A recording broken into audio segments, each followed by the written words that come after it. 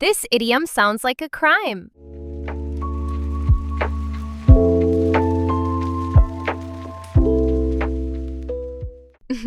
Kill two birds with one stone.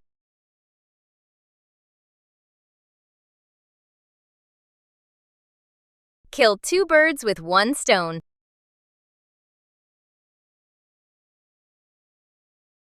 Kill two birds with one stone. This means to achieve two goals with one action.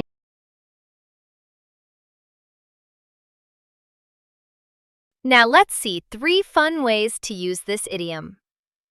In everyday conversations, at work or in business, in poetry and creative writing. I walked to work and bought groceries, killing two birds with one stone. The person combined 2 tasks into one trip. Instead of making a separate trip to buy groceries later, they bought them while going to or from work. This saved both time and effort. The meeting killed 2 birds with one stone by training staff and gathering feedback. The meeting had 2 useful purposes at the same time.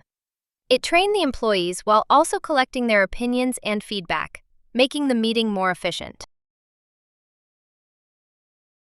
One sunrise killed 2 birds with one stone. Darkness and sorrow.